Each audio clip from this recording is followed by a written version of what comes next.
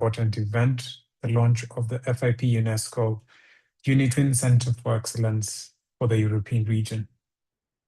Today marks an exciting milestone in our shared journey to advance pharmaceutical education and science across the region. And over the next hour and a half, we'll explore how this center will operate, hear from our regional and global stakeholders, and also outline how our members can engage and benefit from this collaborative network. My name is Jemin Desire, and I serve FIP as the UNITWIN and Provision Program Manager. And before we begin, I'd just like to share a few housekeeping announcements. First, this webinar is being recorded and live streamed on YouTube. If any of your colleagues are unable to attend today, they will still be able to access the recording on YouTube later and on our events page. You are also welcome to ask questions at any time using the question box provided on Zoom, and we will address as many as possible during the Q&A session. We also invite you to share your feedback with us at webinars@fip.org. And finally, if you're not yet a member, we encourage you to become a member of FIP by visiting www.fip.org/membership_registration. We would be greatly delighted to have you join our global pharmacy community. We're also pleased to let you know that live translation captions are available on Zoom, and there are just 3 simple steps to enable them. Step 1, turn on the captions by clicking the CC icon at the bottom of your Zoom screen. Step 2 is enable the translation toggle under captions and translation. And step 3, choose your preferred language under My Caption Language. Once you've selected your language, you'll be able to follow along easily with live translated captions throughout the event. If at any point you face any technical issues, please reach out in the chat box and we will be happy to assist. Here we have our great panel of speakers representing a global network of leaders in pharmacy education and science, and they're all coming together to support transformation and collaboration through the launch of the center. We'll be introducing each of them separately throughout the session, and we will allow you to learn more about their work and the unique perspectives they bring to this important event.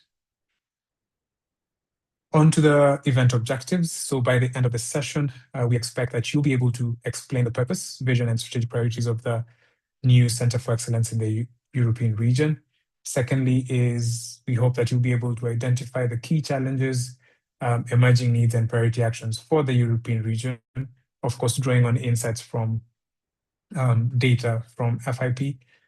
Third is that we expect that you'll be able to recognize some of the existing stakeholders and partners that are already working within the region to ensure that pharmaceutical education and science are transformed.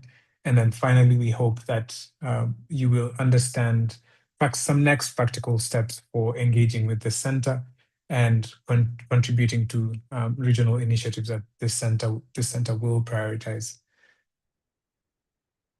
On the program for today, I'm already covering the introduction, and before we go to the overview of the UNITWIN program as well as the overview for AIM, we'll have some quick remarks from our CEO as well as the president of the European Association of Faculties of Pharmacy. Once we have that, we'll go back to the overview of the UNITWIN program and the European region, strategic roadmap, and an AIM overview, and then we'll have Professor Lilian Azzopardi covering the launch of the center. At the end of the webinar, we will have a panel discussion that will focus on the role of collaboration, networking, and educational development in transforming pharmaceutical education and science in the European region. Dalia will close with some remarks. Great. Now that we have a clear picture, a clear vision of what this event will be about, I'd just like now to share some brief context on the UNITWIN program and the journey that began more than a decade ago. So The UNITWIN program started with the African Centre for Excellence, and we credit this center for laying the key foundations that continue to guide and strengthen the program to this day. And building on the success that the African Center had, we were able to launch the second center in Southeast Asia and the third center in the Western Pacific in 2023 and 2024, respectively. Of course, these two centers quickly followed the strong example that was set by the African Center, and they continue to work on very critical and emerging priorities that are aligned with their regional context. It's important for me to also mention that the success of these existing centers has been and continues to be driven by the dedication of our volunteers from the academic institutional membership and by their unwavering commitment to advancing pharmaceutical education and science. At this moment, we are well on our way to completing the global network of centers, and we started with the launch of the Eastern Mediterranean Center on the 28th of October, followed by the Americas on the 12th of November, and today we are finishing with the European region, last but not least, of course. As we'll hear from our speakers and panelists today, the FIP-UNESCO UNITWIN program is a truly unique platform, one that delivers meaningful, measurable outcomes that are aligned with both regional priorities and FIP's strategic plan. We look forward to welcoming more academic institutions to join the existing centers of excellence in their regions, as well as the newly launched European region, as we continue to expand and amplify the impact of this transformative initiative. At this point, I would like, and it is my honor and privilege to welcome our CEO, Dr. Catherine Duggan, to provide some remarks. The floor is yours, Catherine.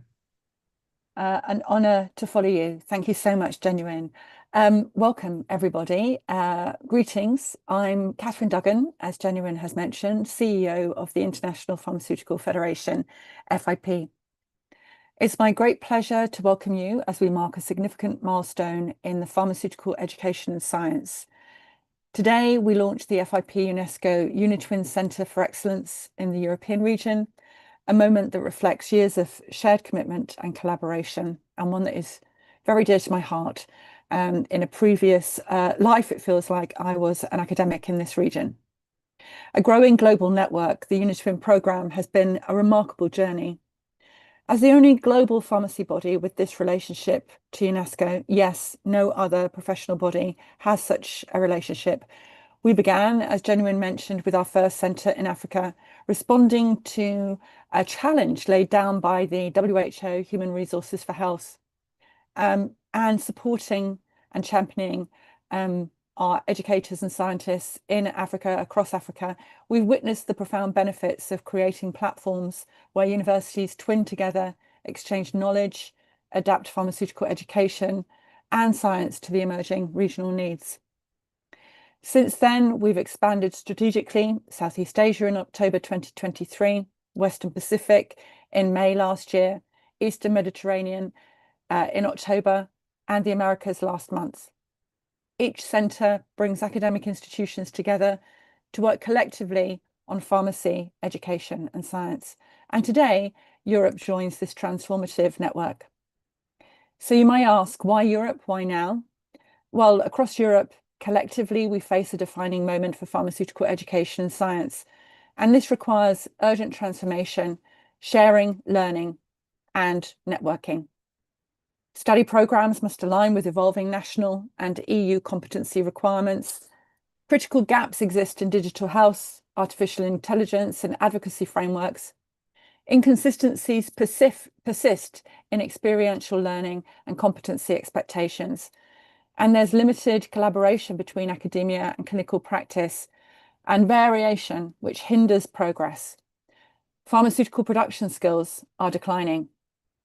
So we must act now to integrate research-led and case-driven learning, embed digital health and AI throughout education and workforce development, and prepare our pharmacy students for expanded roles in primary healthcare and public health, and ever-increasing complex medicines, personalised medicines, and new entities. Our solution to the challenges is the European Centre for Excellence. The centre will serve as your regional hub, uniting FIP academic institutional members and partners within a coherent framework. This centre will advance education, science and practice in alignment with our new strategic plan and our 2023 to 2027 agreement with UNESCO. Built on insights from the 2025 FIP-UNESCO UNITWIN Strategic Insight Board report and linked to the FIP development goals, this European Centre empowers academic institutions to meet both current and future educational challenges. Importantly, Centres for Excellence establish the FIP regional focus, championing our priorities and initiatives in collaboration with our regional pharmaceutical forums and our key stakeholders. These efforts are anchored by the strategic plan that takes us from 2025 to 2030 and is guided by our development goals. You might ask, what is your role in this journey? So as we look ahead, I encourage each of you to consider, how will you engage with the centre? What will you contribute to its success? Together, standing shoulder to shoulder, we have extraordinary potential to transform health through pharmacy education and science. With your expertise, your commitment, motivation and cooperation, I am truly confident that this European Centre for Excellence will inspire innovation and progress pharmacy education worldwide. Thank you so much, colleagues. I look forward to the fruitful discussions and the inspiring contributions ahead. Have a great meeting. Thank you very much, Catherine, for those very important remarks. And it's now my pleasure to also welcome Professor Borut from the European Association of Faculties of Pharmacy. Professor Borut is a full professor of clinical biochemistry at the University of Ljubljana and a consultant at the University Medical Center. He has extensive experience in industry, public pharmacy research and academia, and has held leadership roles including Dean, University Board President, and the President of the Slovenian Chamber of Laboratory Medicine. Internationally, he serves as President of the European Association of Faculties of Pharmacy and also holds roles in FIP-Ed and IFCC. The floor is yours, Professor Borut, for your remarks. Thank you very much for this kind introduction and for invitation to this meeting. I would like to present the view of European Association of Faculties of Pharmacy. The association was founded in 1992, and the mission of the association is to lead advancement of pharmacy education and research to reflect developments in pharmacy and the need of society. This is achieved by facilitating contacts and collaboration among university-level schools of pharmacy in their efforts to develop effective methods of learning and teaching pharmacy. And of course, by collaboration with partner associations and federations. The European Association of Faculties of Pharmacy consists of higher education institutions offering courses that confer upon graduates the qualification required for the recognition as a professional pharmacist as outlined by European Directive on Regulated Professions. The directive was for pharmacists amendment last year, so we are now in phase of modification of curricula and implementation the changes into life. So the collaboration is for us conditio sine qua non, not only inside of our association, but also in wider European and global space. Thank you. Thank you very much, Professor Borut, for those important remarks. At this juncture, I am happy to welcome our first presentation, which will be from Professor John Pieper, who's going to share with us a more in-depth overview of the UNITWIN program and the journey it has taken to get here. John is President and Professor Emeritus at the University of Health Sciences and Pharmacy in St. Louis. He has been a lifelong leader in pharmacy education and has served as president of FIP's academic pharmacy section, as well as the American College of Clinical Pharmacy. John is also a fellow of the American Pharmacists Association, the American College of Clinical Pharmacy, and FIP. He is the current chair of FIP Education. The floor is yours, John. Welcome. Thank you, Genuine. If I could have the first slide. As we get started, I wanted to particularly thank Professor Bozic for his collaboration and the important role that the European Association of Faculties of Pharmacy will play in the center. We are delighted to be working collaboratively with them and excited about what this relationship will look like in the future in Europe. A little bit about the UNESCO UNITWIN network is where I would like to start.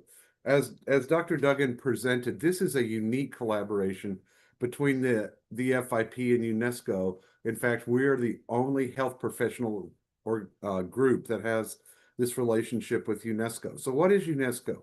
UNESCO stands for the United Nations Educational, Science, and Cultural Organization. It is a UN, a United Nations agency that promotes education, science, and cultural collaboration across the 194 member countries of the United Nations. The UNITWIN /UNITWIN UNESCO Chairs Program was established in 1992 to foster inter-university cooperation, which connects universities from over 120 countries together and strengthens institutional capacity by sharing research, education, and knowledge sharing. The whole purpose of this center concept is that institutions would work together and share and build on shared understanding of strengths. The vision of the UNESCO network is to transform pharmacy and pharmaceutical sciences education and research to advance sustainability, equity, and technological innovations in the pharmaceutical sciences while fostering, promoting, encouraging, enabling inter-university twinning and collaboration to provide excellence across the world, and in this case, in Europe. The mission, therefore, is to advance and improve and expand and enhance global pharmacy and pharmaceutical sciences education. And this would be accomplished through this collaborative networking and twinning of universities in each of the regions of the world, hopefully developing academic capacity and workforce competency. The goal of this twinning network is to lead educational transformation and address disparities across our regions through establishment of these regional centers. Next slide. So the program objectives, that was the mission and vision. The program objectives of the UNESCO UNITWIN program are, as noted in the vision and mission, is to lead this educational and scientific transformation that we would all desire to promote global collaboration to address sustainability, inequities, and technology in education. This would be done through developing an integrated system of research training, information, and documentation across global pharmacy education to address issues of academic capacity, quality assurance, and workforce competence. The goal and objective would be to work closely with UNESCO and other UNITWIN networks on relevant programs and contribute to the improvement of global health, ultimately. Next slide. So there's a nice alignment, in fact, a very strong alignment between FIP priorities, the Regional Forum, the UNITWIN program, the WHO Global Workforce Strategy. So what does that alignment look like? The FIP priorities, as outlined in our strategic plan 2025 to 2023, our global health priorities, our FIP, are in the areas of patient safety, non-communicable diseases, universal health care, digital health transformation, including AI, sexual and reproductive health, and emergency preparedness. The WHO Global Workforce Strategy for 2030 is workforce for health programs, self-care, human resources for health agendas, protecting and investing in healthcare workers, the code of practice for international recruitment of health professionals. The FIP-UNITWIN UNESCO network links to our workforce work, gender equity, humanitarian curriculum. There are regional forum priorities as well. So along with these UNITWIN centers, as pointed out by Dr. Duggan, each of the 6 WHO regions have a regional forum made up of the member organizations of FIP. And so there will be a close working relationship between these UNITWIN centers in the 6 regions with their respective regional forum as well, to pull together regional strategies to improve education, science, and practice. In addition, FIP has several calls to action and associated projects that this European Center would participate in. Next slide. A little bit of the history of the UNESCO UNITWIN program is shown here.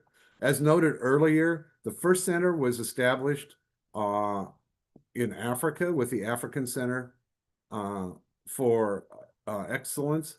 Was established in 2010 with a lot of developmental work happening over a number of years. And I have a good news on how that center has developed in Africa. In 2014, there was a renewed agreement between FIP and UNESCO to develop this global pharmacy education network, which we're talking about today. In 2016, FIP sponsored the Global Conference on Pharmacy and Pharmaceutical Education in Nanjing, China, which led to the articulation of the Nanjing Statements, which are meant to be a roadmap for developing countries and established countries to define competencies needed in pharmacy education. In 2018, there was a needs assessment and renewed strategy and restructuring of the FIP-UNESCO UNITWIN Centre for Africa, continuing on its development. And there was a very important strategic meeting in Lagos, Nigeria in 2018 that led in 2019 for continued progress on this center in Africa with a meeting in Mombasa and a decision to transition the Center of Excellence to the African-wide Association of Schools of Pharmacy. In 2020, FIP launched an educational initiative and report on sub-Saharan Africa. Next slide, please, is genuine. In 2021, FIP UNITWIN program developed a Pathfinder toolkit with regional roadmaps, and I'm going to talk about the results of that roadmap for Europe, and a global call to action for advancing pharmaceutical education.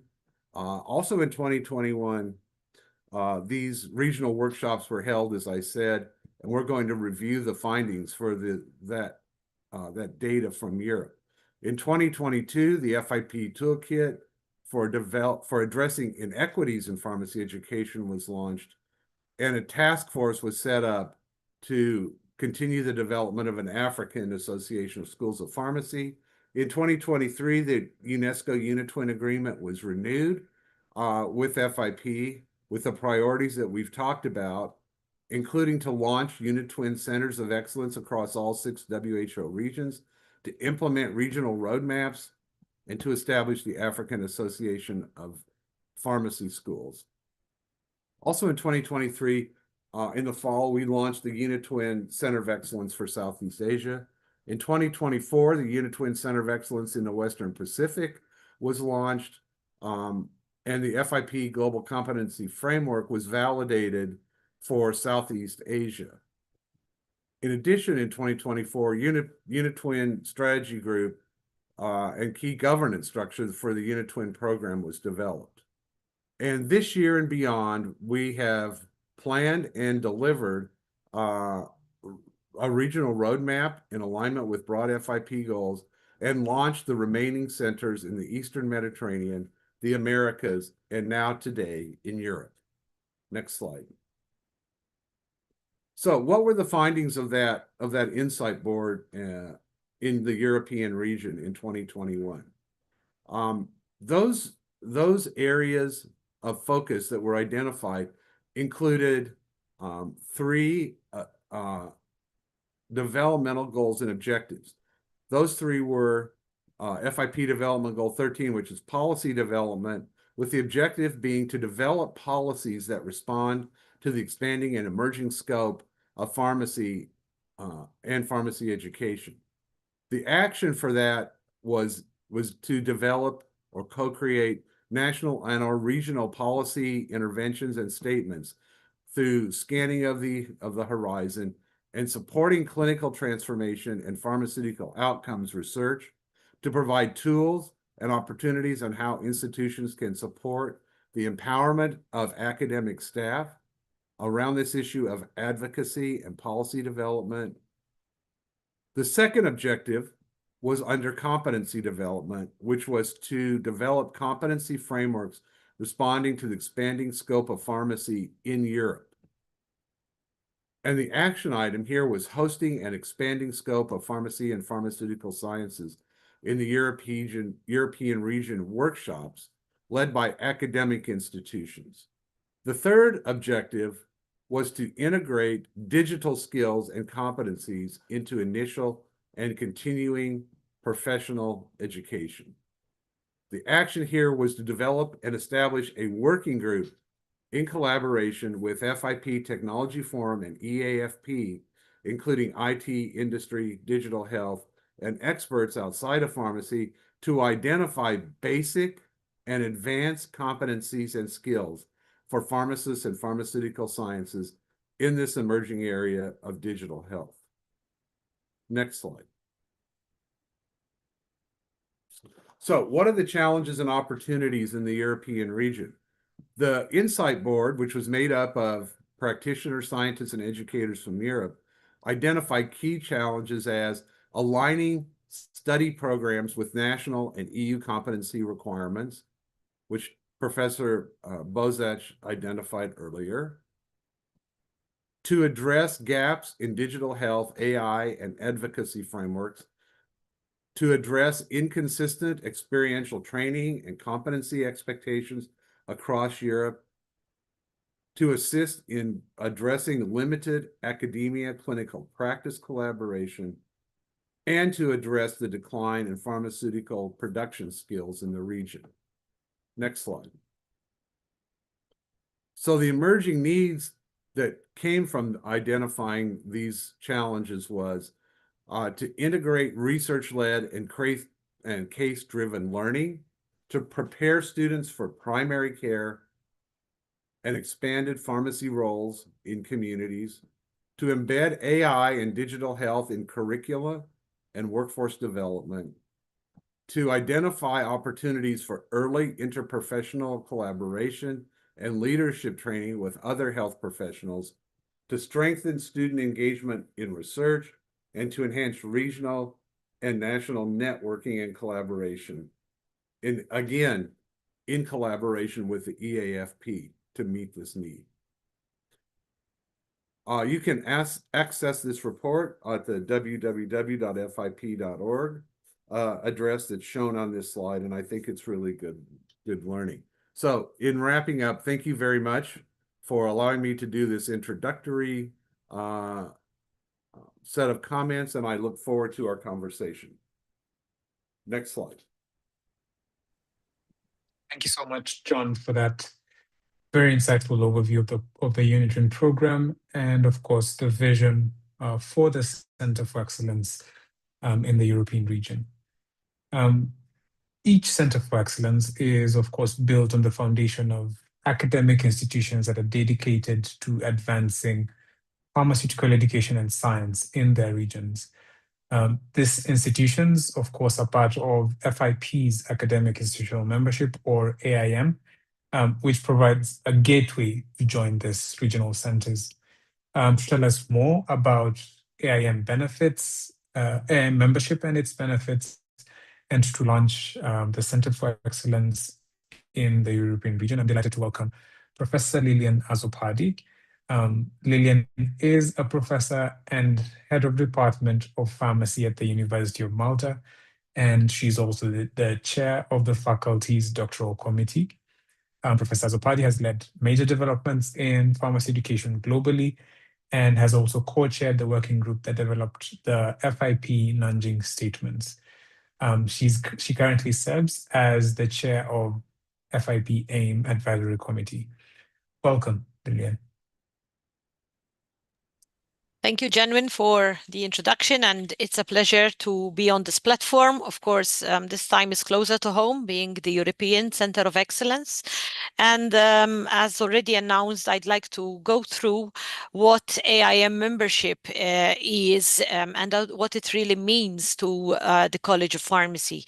And in the next slide, starting off, I'd like to position that being a College of Pharmacy, a School of Pharmacy, a member of FIP's academic institutional membership means that the school is able to network and be part of a global educators pharmacy schools community. Currently, the AIM membership spans all over the globe with over 220 schools of pharmacy being members, of which just over 50 of those pharmacy schools are coming from the European region. And for those who are with us on this session today and would like to learn more about the membership and join the membership application, please, we have the QR code that can be scanned and will take you through this process. So in the next slide, we present here what are the benefits and what can a School of Pharmacy, being part of the academic institutional membership of FIP, have access to. And this is the strategy within AIM. It's led by the 3 C's, starting off with communication in the group, in the AIM schools, collaboration, that it will provide a platform to communicate with colleagues and to also establish collaborative projects, including research projects, the ability of gaining exposure to colleagues, including also developing groups that can then go on to develop collaboration both for education models as well as research projects. And the 3rd C is concentration. Each year within AIM, we establish an area of concentration, which is identified following the membership views and dialogue. And in this area of concentration, working groups are developed so that there is an invitation to members to join in, share experiences, expose good practices, provide visibility to experiences and exposures from the different schools. And by building that resource, we can then all gain from each other through learning from the resource that has been built following this area of concentration work. In fact, in the next slide, here we highlight the area of concentration that led to a resource that was launched earlier this year in January 2025. The area of concentration was how are different activities happening in the membership, promoting research and postgraduate education in the diverse areas of pharmacy and pharmaceutical sciences. The resource captures experiences and examples from around 50 different setups, ranging from practice programs to more clinical sciences and laboratory sciences aspects. So there's a wide diversity which can be used to then evolve. Each one of us can evolve our experiences in each of our own schools. So it's a pleasure to have different insights from the membership to join in these activities. In the next slide, We can know there's other benefits include participating and having access to webinars that are specifically developed, digital events from FIP for the AIM member schools that are specifically developed for schools of pharmacy, for the leadership in the schools of pharmacy, for which the last one was held very recent, about a month ago. It tackled the aspects of entrustable professional activities, EPAs, and what was good in this webinar was that we had colleagues from schools of pharmacy who were exposing the journey and the pitfalls, challenges, and good practices of these DEPAs. Together with, I must say, I was very honored to have had the father of EPAs, Professor Ole Tenkate, who actually started off the webinar. And in the next slide, we highlight here another benefit of being an AIM member. This is the annual event that takes place during the FIP World Congress. Every year, the AIM has a dedicated session where which brings together the AIM members. It's the Global Academic Leaders Forum session, which is held within the Congress. And this year, in this Congress, in the Congress held recently in Copenhagen, we had sessions presenting aspects related to entrepreneurship and collaboration in education, practice, research from colleagues from the United States, Europe, and it's also an opportunity to expose activities happening in the UNITWIN Centers of Excellence. So these are some snapshots and some of the colleagues that were participating in the Copenhagen event. In the next slide, we also expose here that FIP, being the global organization and the global platform representing schools of pharmacy, holds a world list of pharmacy. It's a good platform to access information and connect with other schools of pharmacy. What's here relevant is that in addition to the plethora of information about the over 3,500 institutions that are engaged in pharmacy education, AIM members get the opportunity to actually provide greater visibility to areas that they would like to expose about their current pharmaceutical sciences educational programs. So being an AIM member provides you a bigger platform, a bigger opportunity to provide information about the schools. And this creates a networking platform for us as we navigate through this platform to connect with colleagues in areas of specialities that we would like to follow up. As a last point with regards to what AIM membership also brings in, we also have a newsletter. It's called the AIM Connect. And through this newsletter, it's a biannual electronic release where we spotlight messages, information that we'd like the AIM members to have access to, quick access to, highlighting hot topics, UNITWIN updates, information and data that's generated from the Global Pharmaceutical Observatory of FIP, which captures very useful data that can be used by us in educational leadership teams to navigate and leverage innovations, changes in educational models or in curricula. So this AIM Connect newsletter is used as the tool that can bring to AIM members an update of what is currently going on that is relevant to educational leaders.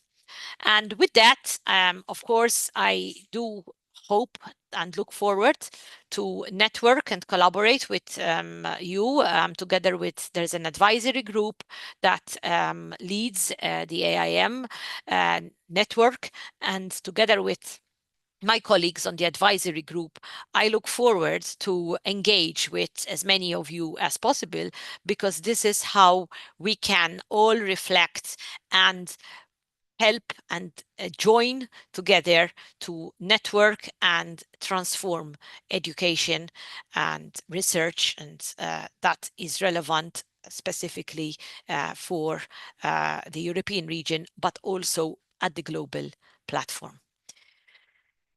And with that, I would like now to move to the next stage of this session today, which in the next slide, we are now unveiling the UNITWIN Centre for Excellence for the European region. I feel honored to be with you and to have reached together with all the colleagues from FIP and EAFP and all of you today, that I feel honored that we have reached this milestone of setting up this alliance within FIP for our European region that links us up with UNESCO, so that we move ahead with a Centre for Excellence in Europe that has the positioning that it is going to also contribute to the global platform. And in this context, we are looking forward, as has already been said by CEO Dr. Catherine Duggan, by Professor John Piper from FIP-ED, together with EAFP and all the stakeholders that are going to be involved in this Centre for Excellence. We are looking forward to expose as many good practices as possible from the region, and in this way strengthen what are going to be the deliverables from this UNITWIN Centre for Excellence. And to start us off, I mean, as a taste of what are the exciting times to come in this European region, I have the pleasure to be the person getting through you exposures from and focus from 7 partner colleagues and universities from the region, showcasing more or less the achievements, the best practices, and also the challenges that have been brainstormed for the European region. And I'll start in the next slide by actually bringing in the example from my own university, the University of Malta, where we do highlight our experience of having experiential learnings and across diverse practice settings, not only in the patient-facing settings, but also in regulatory and the pharmaceutical industry perspective, with a heavy reflection on how we can even more leverage on interprofessional learning. The aspect of having practice research that contributes to the application of those research outcomes.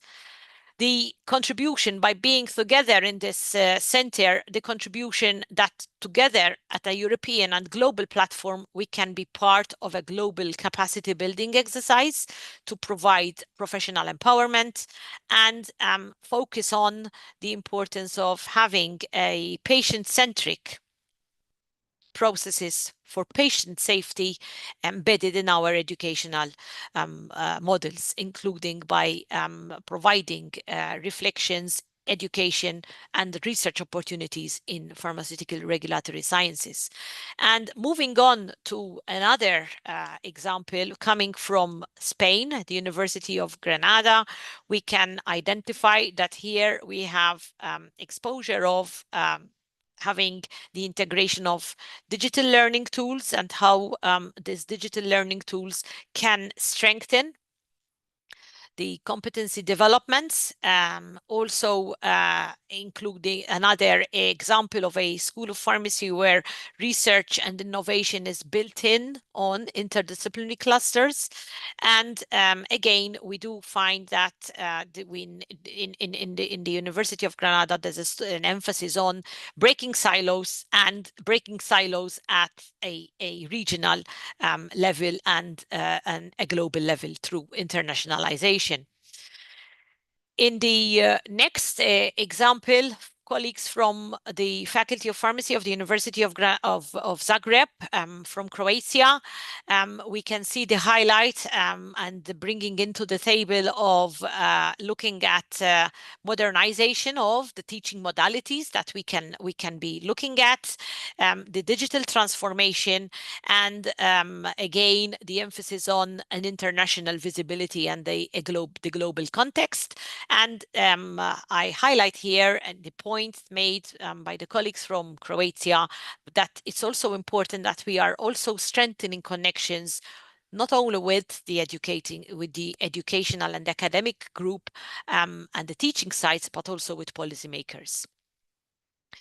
In our next example, this takes us to the Netherlands, and from the University of Groningen, we again have we can see that there are many areas that are overlapping, but that strengthens the drive for this UNITWIN Centre for Excellence. And again, here we can see that in the Netherlands, the University of Groningen is bringing to the table the experience of gaming and simulation as it aligns with interprofessional education, supporting how we can strengthen the professional identity that we are creating from our graduates, emphasizing a link with stakeholders and industry, and bringing in also the concept of thinking also about sustainability.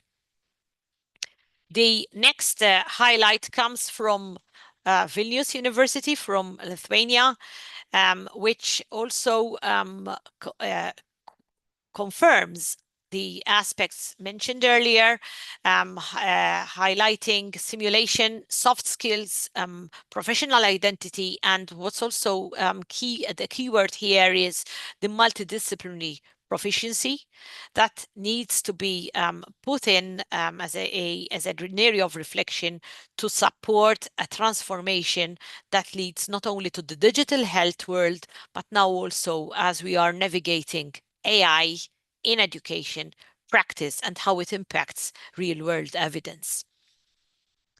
And with the next example in the next slide, coming from the University of Nicosia, where we have quite a number of areas that have been presented and submitted here in this example, touching on many of the topics that have already been highlighted by the earlier examples. However, here I'd like to highlight that the University of Nicosia is also bringing to the table the aspect of longevity-focused pharmaceutical care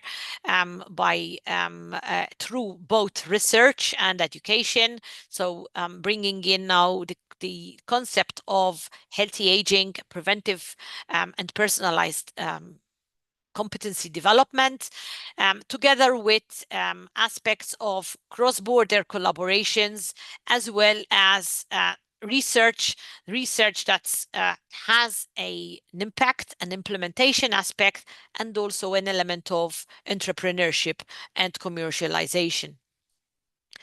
And with that reflection, we'll move to a final example that we have for today. I mean, we're looking forward, of course, to expand these examples as we navigate and work through the center. But our last example for this brief intro is coming from Uppsala University in Sweden, moving back again in the north part of Europe, where here we're looking at aspects that bridge how we're bridging basic sciences into having those sciences move to the application of those sciences. So pharmacokinetics, pharmacodynamic modeling into translational drug development, keeping in mind the markers that have already been mentioned earlier, including AI, digital competencies, sustainability, moving also very importantly to green pharmacy, and linking to flexible learning, as well as mobility and harmonization across not only the region and also as it impacts on a global level. So with those reflections, I think we've touched on many of the good practices that we are very lucky to have in Europe. I'm sure there are a lot out there, and we're looking forward to have more of those come to the table as we work through our Center of Excellence for Europe. This is what the Center for Excellence, the UNITWIN Center for Excellence, is going to get us move around, showcasing areas of proficiency in Europe together with our partners, EAFP, and using this powerful building up of ideas into having potential outcomes and recommendations for transformation areas. So thank you for giving me the opportunity to be with you today. And also I look forward to be learning and sharing these experiences with all of you here. Thank you. Thank you very much, Lillian, for that showcase. And I think, as you've said, it's just a taste of what is to come. The number of institutions and that we have in Europe, and we look forward to exchanging these ideas and bringing everything together to ensure that pharmacy education and science is transformed sustainably and impactfully. At this point, I think it is now the main part of our event today. And of course, we have an exciting panel of distinguished experts, some whom you have already heard of, and we welcome them to the floor. And I'll kindly ask that they turn their cameras on so that we're able to see and hear them even as we move on to the panel discussion.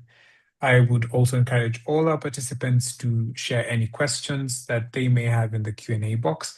If there's any question you'd like to direct to any of our panelists, please include it in the Q&A box, and hopefully we'll have some time to address it at the end of the discussion. I'd also just like to begin by introducing Professor Giovanni and Professor Liki, who are joining us, and who, of course, have not been mentioned before. So I'll start with Professor Giovanni, who is a professor of biopharmaceutics and pharmacokinetics and Dean of Research and Graduate Studies at the University of Health Sciences and Pharmacy in St. Louis. He holds an MS and a PhD from the Swiss Federal Institute of Technology in Zurich, and he leads translational research to improve drug and medical device safety and efficacy, with over 190 publications, 8 patents in the US, and of course, contributions to drug delivery technologies in women's health and cancer therapy. Welcome, Professor Giovanni. I will also introduce Professor Aliki Pelletidi, who is an assistant professor in clinical pharmacy practice at the University of Nicosia. She holds an MPharm and a PhD from Kingston University, London, and she's pioneered several pharmacy practice initiatives, including the translation of several books and publications on pharmacy practice. She has received several awards because of her contributions to innovations in teaching, and she was also awarded the FIP Champion Award in 2022 in Seville. Welcome, Professor Aliki. So I'd like to start off our conversation with a question that is sort of anchored in what we're trying to launch today through the European Centre for Excellence. And I'll ask John Pieper to go first. And the question is, how do you envision the European Centre for Excellence shaping the future of pharmacy education, science, and practice in the region? How will the centre essentially add value to existing regional initiatives? Over to you, John. Thanks, Genuine. I think this is a critically, obviously important question. I think that, you know, as I reflect back on the 3 centers that have been in place over the last number of years, there are a couple of, I think, important notes to take from those centers. One is that the centers have basically moved and started through the establishment of leadership and an executive committee. This executive committee within each of the regions, has a broad base of representation geographically, but would certainly bring together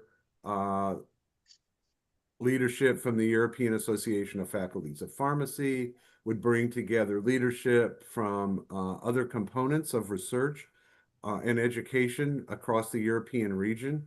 So I think step one is developing leaders of this center and an executive committee.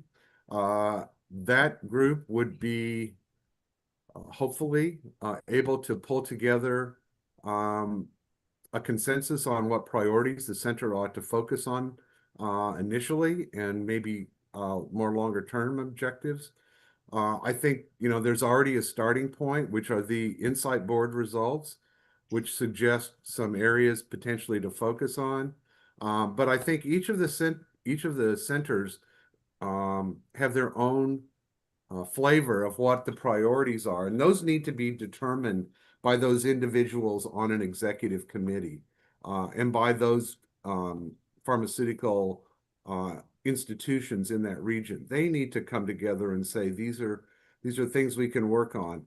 And again, the whole point here is to collaborate with existing resources like the regional associations of faculties of pharmacy, the regional forums, the member organizations that have their own priorities as well, and to bring all that together and collaborate in a positive way to identify objectives. Getting this organization in place takes some significant amount of time. The good news is there are other regional centers that work very effectively in the Western Pacific and Southeastern Asia, particularly, that I think can be good individuals to bounce ideas off of. We have strong leadership within Europe across FIP now, obviously. You heard Lillian talk about the amazing accomplishments of a number of schools of pharmacy already. And so I think that there's a really rich resource of individuals and institutions who can come together and develop priorities for this center that can enhance and expand upon existing priorities for other associations in Europe. So that would be my goal. So I think this is meant to be an accelerant, and it's meant to be a way of twinning successful programs like Dr. Azzopardi identified with institutions that are looking for help, with institutions that would like to emulate some of the strengths of some of the institutions that have been identified. And it's really to develop this network of sharing ideas, sharing success stories, sharing failures, and how to move past those around a set of strategic objectives. So that would be my initial set of comments. I'm interested in Giovanni, who's trained in Europe as well and knows FIP well, maybe to comment also. Thanks, John. Lillian, what would be your perspective on that question as well? So my perspective is that, as has been shown in the examples, we are privileged in Europe that we have a number of activities going on that show that there is a transformation and developments that are happening in education. And therefore, with that, I would see that, of course, it's going to be very important that there are priorities set, because if we aim and attempt as a center to cover all the areas that have been presented as challenges or opportunities, it will probably dilute what we can do together. So I believe that as the stakeholders, as the different schools, AIM, European region, EAFP come together, we need to identify priorities for the European region. That will be X areas which will where we can showcase current practices, but also provide recommendations, position papers that can be taken up by the members. In terms of how, well, the center add value. I mean, in Europe, we, as has been mentioned, and Professor Bozic, my colleague here, is representing EAFP. So EAFP is quite an active at the European ground level to provide this direction. And therefore, I do look forward to having this Center of Excellence supporting initiatives together with EAFP that will bring together the wider European context and position it in the global platform. So, and then as also, I think it's also very important to, in the center, use it as an opportunity to umbrella, open up to their European professional organizations that are looking at industry, hospital, community practice. So this will be a good forum and a good platform to get those European professional organizations meet academics and connect with EAFP and the global context. Absolutely. Thanks for that, Lillian, and that focused and sort of low-hanging fruit perspective as a priority for the center. Professor Boric, any comments on this? Yeah, thank you. From the perspective of EFP, the Center for Excellence should serve a strategic connector, helping us align educational innovations, scientific progress, and practice development across Europe. Its role is to provide continuity, strengthen capacity, and ensure that profession is well positioned for the evolving needs of our health systems. Europe has many strong initiatives already in place. Just for example, I wish to mention one from EFP, the European Expertise Centre for Pharmacy Education and Training. Its mission was to support pharmacy educators in the development of higher education at all levels by sharing information, expertise, and good practice. The center was established, but it never became fully operational. Additionally, Europe already has excellent local programs, but they are often fragmented. So as my colleagues already stressed, rather than duplicating existing initiatives, the center can serve as a meta platform, mapping regional strength, linking expertise, and scaling what already works. It can also introduce global perspective through the FIP-UNESCO network, bringing international best practices in the European context, and of course, vice versa. And finally, the center can add value by improving pharmacy profession visibility and supporting long-term sustainability and resilience of individuals, of profession, and of society. Mm-hmm. Thanks, Professor Burge, and I like that you have the perspective that we should synergize and not duplicate. Thank you for that. Now to shift a little bit to the emerging priorities and the needs that are coming up, the evolving needs that are coming up in the European region. And my question is to Professor Aliki, and then Giovanni, you can also comment on this. Is, of course, things are evolving very quickly in healthcare, from AI to interprofessional collaboration. And my question is, how can pharmacy education adapt more quickly to this evolving needs, while still ensuring some level of consistency across such a diverse region? Professor Aliki, over to you. Thank you, and thank you for the invitation, and thank you for the question. I believe that pharmacy education in Europe is at a critical turning point. On one hand, we are expected to respond rapidly to emerging healthcare needs, whether that is AI literacy, digital health, or interprofessional collaboration. And on the other, we must safeguard consistency across a region that is incredibly diverse. And the starting point of any meaningful progress is full compliance with the new European Directive on Pharmacy Education. Based on the experience in countries that I work, the reality is that some countries have not yet adopted it and others have only partially implemented it. This creates clear inconsistencies in training standards, competencies, and ultimately in the readiness of graduates to deliver modern pharmaceutical care. If we want to move forward together, this directive must be applied uniformly because it defines the basic competencies required of a 21st century pharmacist. At the same time, we urgently need to align our understanding of the pharmacist's role, especially in primary care. Across Europe, the scope of pharmacy practice varies, and some countries have pharmacists deeply integrated into structured clinical pharmacy services, therapeutic optimization, chronic disease management, vaccination programs, and digital health initiatives. Others still limit pharmacists primarily to dispensing tasks. If pharmacy education is to be modern and relevant, we need a clear and shared vision of what pharmacists are expected to do within their healthcare systems. Otherwise, we risk training highly capable graduates for roles that may not be allowed or supported to perform. When it comes to innovation, AI literacy needs to become a fundamental and horizontal component of pharmacy education. It cannot be standalone, elective, or isolated topic, in my point of view. AI should be embedded through the curriculum. For example, I'm talking about my discipline, clinical pharmacy, public health, drug information, ethics, research methods, and patient safety.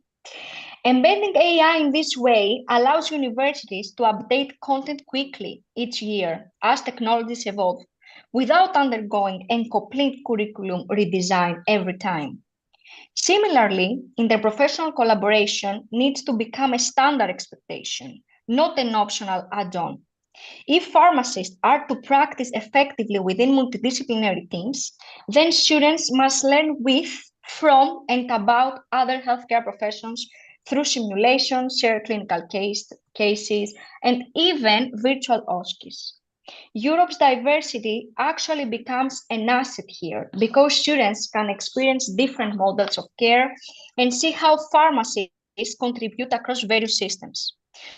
One of Europe's strengths is the ability to share innovation quickly across borders. Networks, alliances, and collaborations, whether in digital health, clinical pharmacy, or educational innovation, allow the universities to learn from one another and scale good practices rapidly. When one institution succeeds with AI-enhanced clinical teaching or new interprofessional models, others can adopt the approach within months. This is how we can preserve a high degree of consistency across Europe while still allowing the flexibility and adaptation to local needs. Another critical aspect that I want to bring to the table is the accreditation process in various countries in Europe. Accreditation should serve as a driver of innovation, but for that to happen, accreditation needs to be grounded in expertise. Across Europe, we still see evaluation panels reviewing pharmacy programs without adequate representation from pharmacy specialists, people who understand the pharmaceutical sciences, clinical pharmacy practice, pharmacy education, and the professions involved in scope.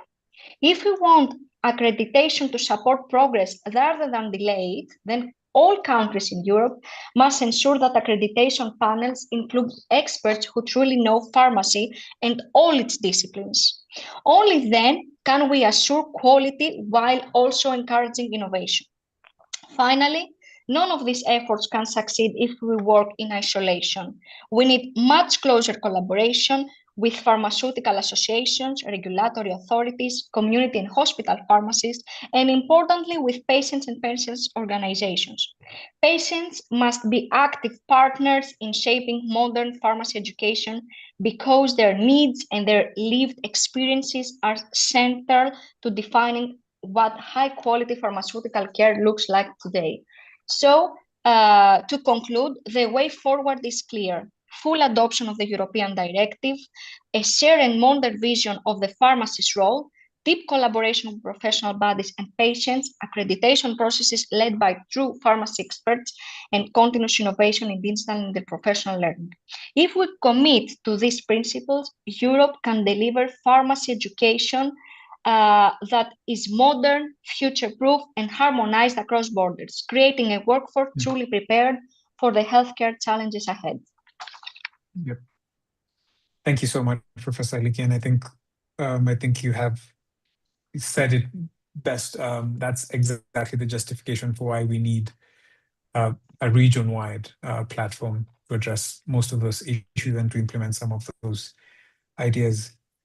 Giovanni, any perspectives from the science side of things?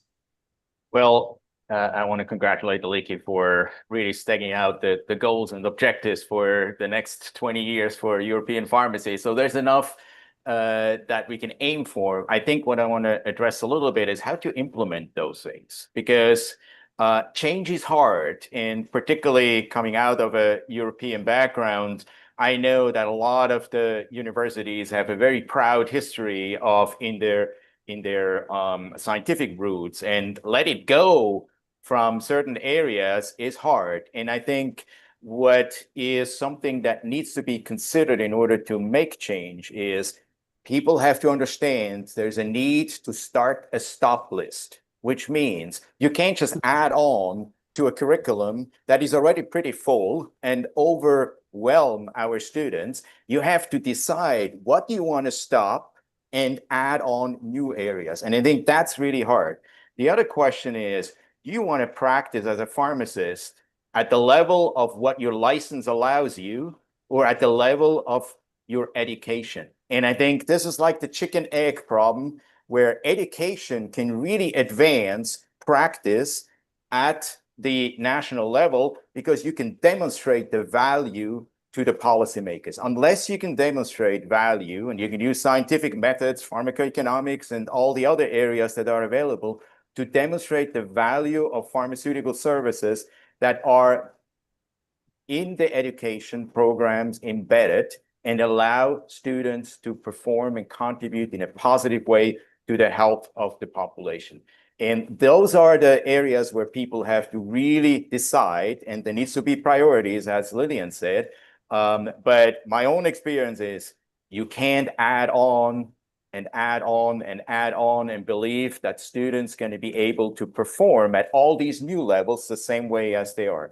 So if you want to be successful, you have to collaborate, work integrated in teams, bringing pharmaceutical sciences in the context of pharmaceutical practice.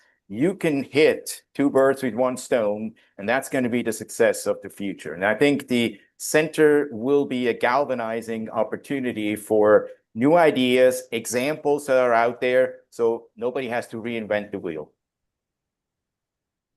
Thanks so much, Giovanni, for that perspective. I think it reinforces what has already been said, that it's important that we work together to ensure that we are able to collaborate and create the impact that we want to see. Just while we're still on you, Giovanni, you've spoken about collaboration. Of course, we need collaboration not just across academia, science, practice, but we're also talking about regulators. We're talking about, I think Aliki mentioned something about accreditation as well. And this is key to the center's success. So what opportunities from your perspective do you see for building these partnerships? Where exactly should the center start in your perspective? I think from my end, I would say that one topic that should be emphasized through the center's relationship is advocacy. Advocacy at various levels, because unless you build these communication channels through advocacy, and that's not only involving high-level interaction between the leadership of different organizations. We have to instill advocacy in our students, because if we are not going to create the sense of urgency in the next generation of pharmacists, what are we doing? We're making incremental progress that then gets basically stopped at the next level. So we need to bring our next generation along, and the implementation of advocacy activities with policymakers, with different industry segments, that will be an opportunity for the center to enable those communication channels and bring in also the next generation. Thanks, Giovanni. And I know, John, you had already touched a little bit on having the executive committee and how that is the critical first step to ensure that the center starts off with the right initiatives. But do you have any thoughts on how they can build these partnerships across sectors?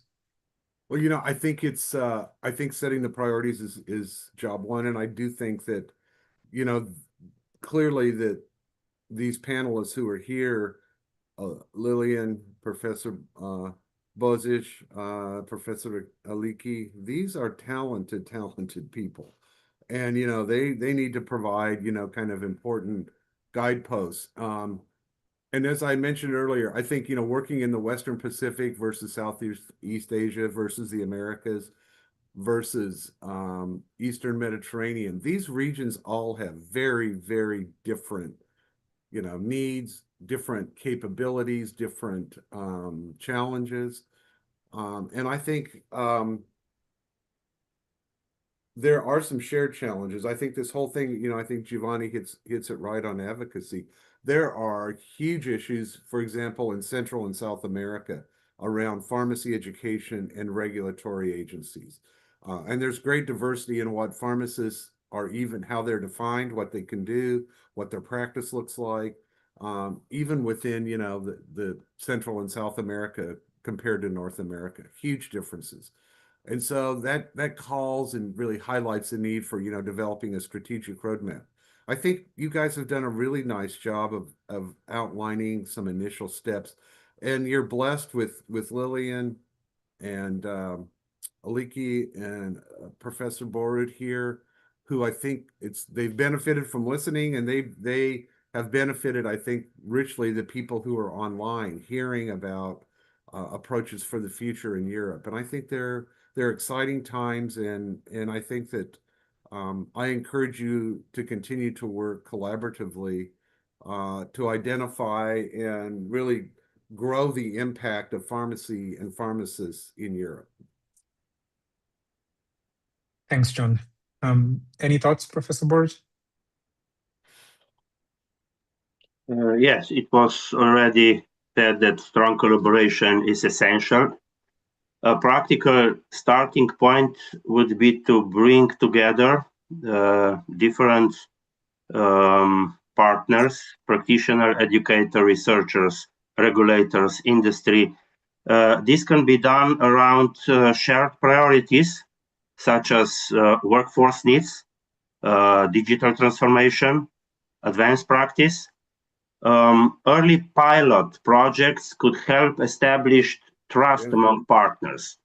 According to my experience, trust is of utmost importance at the start of this kind of big projects with very heterogeneous partners who are involved. Even that we are all pharmacists.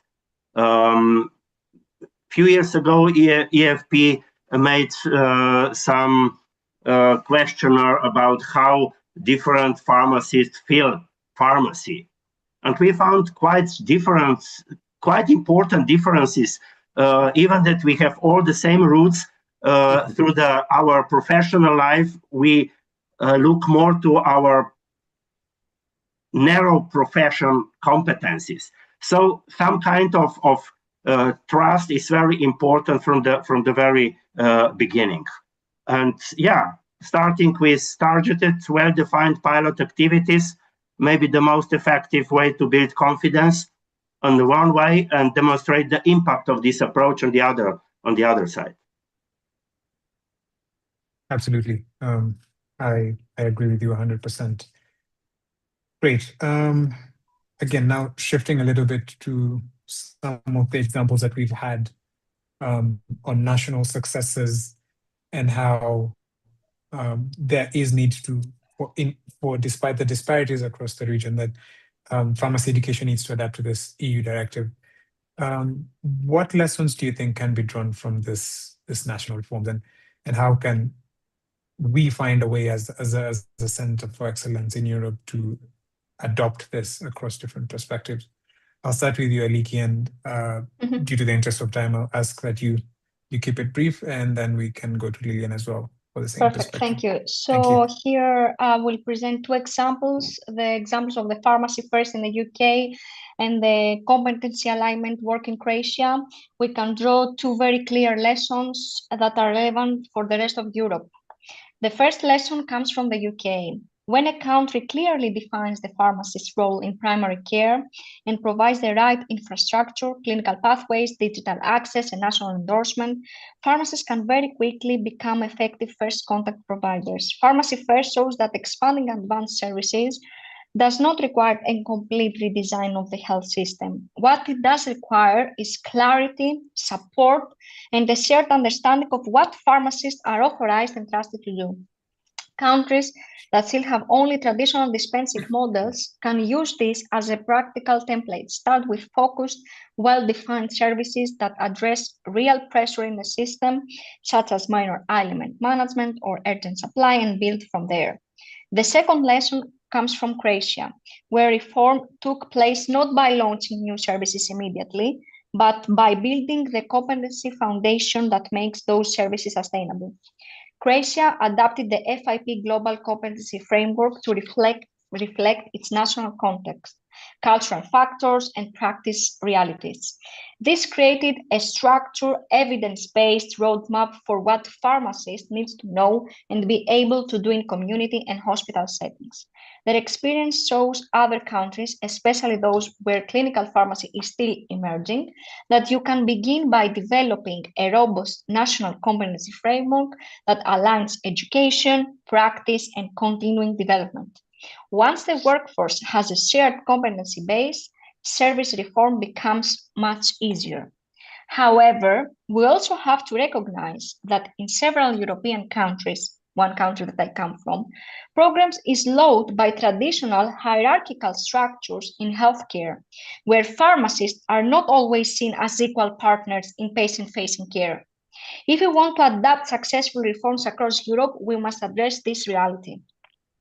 Collaborative practice that we discussed earlier is the key. Reforms like Pharmacy First and Croatia's competency model only works when pharmacists, physicians, and other professionals operate as a team, each contributing their expertise toward better patient care. Without that shift in mindset, even strong reforms cannot take root. And this is precisely, in my point of view, where the upcoming FIP UNITWIN Centre of Excellence in the European Union can act as the main pillar for change. The centre can help countries assess their current systems, identify gaps, and adapt, for example, the models that we discussed earlier of competency and alignment to their own health system structure. It can support cross-country mentorship, guide the development of competency frameworks, and help countries move beyond hierarchical barriers by promoting evidence-based models of collaborative practice. Most importantly, it provides a unified platform where governments, universities, professional associations, and patients can work together towards a shared vision of modern pharmacy practice. So the core lesson is this. Successful reforms are adaptable, not transferable. The UK offers a practical model for service expansion. Croatia offers a blueprint for competency strengthening. And the FIP UNITWIN Centre can help every European country, regardless of its starting point, translate these lessons into meaningful patient-centered progress. Thanks for that extensive answer, Professor Alikian. Like you said, adaptable and not transferable. Lillian, any additional thoughts? Yes, the additional thought is that the platform has been established that we need to collaborate so that members can bring in the experiences on the platform. There are many examples, like further to the one cited by Aliki, and we look forward to have those examples put on the floor. And then, as Giovanni has said, with the center, we need to mobilize that those ideas and those examples and models can become actions of transfer and change in the different members of the center and in Europe. So by having the center provide tools that will give the power to the people in the national platform to actually have leverage to start creating a change. So that is, I think, where we should be looking at to achieve the vision that has been very clearly put forward by Aliki, to have tools that will move us in that direction. Absolutely. As we finish up, as we close off in the interest of time, I just want to hear Professor Borut, John, and Giovanni's thoughts on this idea of interprofessional collaboration. As you've already mentioned, we might have the same roots, but we all operate within a narrow set of skills and competencies, even as pharmacists, and even as we look beyond that to other medical cadres. How exactly can we increase the pharmacy's visibility in these spaces, breaking down those silos and ensuring that as pharmacists in the European region, that we are moving towards fully integrating into the broader healthcare system and primary care? Professor Borut, over to you. Well, the center can become the advocate and knowledge engine that ensures pharmacy is visible, not everywhere, but where decisions are made. By producing high-quality evidence position papers, as was already mentioned earlier, strategic foresight reports, the center can support policymakers in understanding the pharmacy's contribution to health system resilience. It should also promote interprofessional education and collaborative practice to ensure pharmacists are recognized as key contributors to patient care, public health, and resilient health systems. And we should not forget that development and production of medicines and even supply chains of medicines cannot fulfill society expectations and needs without pharmacists. So some kind of wider view can be of benefit for the center and for their impact to the profession and their visibility, where it's important. Thank you for that, Professor. John, any thoughts? I think that both Professor Leakey and Professor Borut have done a nice job of identifying those initiatives. I think having the support of physicians and medical providers is important, and I think finding some champions locally and regionally who can support pharmacist roles is important, because I think that examples in other parts of the world have shown that to be kind of a key step, is getting support from influential physicians and medical providers can be very effective. I think that having the center establish some priorities in this area, I think, is important. I think that there are ways of doing this at the center level, and that could be one of the nice things from a European-wide strategy, to have this as one of the objectives of the center and provide some power locally in terms of directing practice and education in this interprofessional space. Excellent. Any thoughts to add, Giovanni? Just to be brief, I think that the center has the demonstration projects that we're looking for, and with increase in membership, there will be more of those projects available. The tools are available. I think helpful will be the mentorship for those organizations that want to go and apply those tools or implement those projects and run into roadblocks. So having the assistance to help them to overcome those barriers will be essential. Perfect. And thank you all for your ideas, thoughts, and sharing your expertise with us. At this point, I would like to hand it over to Dalia to wrap it up in the next few minutes. Thank you, Dalia. Thank you so much, Genuine. And honestly, what an inspiring and thought-provoking panel discussion, colleagues. Honestly speaking, I've really tried to kind of organize my thoughts as how I can provide justice to my reflections. Thank you so much for our highly esteemed panel discussion this evening. You have generously shared not only evidence-based and action-oriented, I would say, ideas, but I feel realistic pathways forward to really help the FIP Centre for Excellence in Europe begin to thrive from get-go. And I feel it's about having, in your own words, forming strong collaborative platform that is built, and the words of all of you professors, built on trust, clarity, and mutual respect and support. And this cannot happen without mutual partnerships and support, of course. We have heard today about both the successes and the challenges shaping pharmacy education across the European region. Whilst this centre focuses on the basic idea, not so basic in reality, the twinning of schools of pharmacy, what stood out to me today, that the region's collective agreement, from what I've heard, on the importance of collaboration, partnerships, quality, bridging the gap between education and practice. It is truly inspiring, colleagues, to hear your shared determination between the different groups that we have with us today who represent respectable organizations who are also in very close alliances with FIP to advance pharmaceutical education in science. It is this sense of unity and collaboration within and across the borders that continues to define the strength of this specific European Regional Centre for Excellence, as well as the leadership of FIP, to further amplify our joint work and to pioneer as partners with our partners such as EAFP, which have really enriched this conversation today.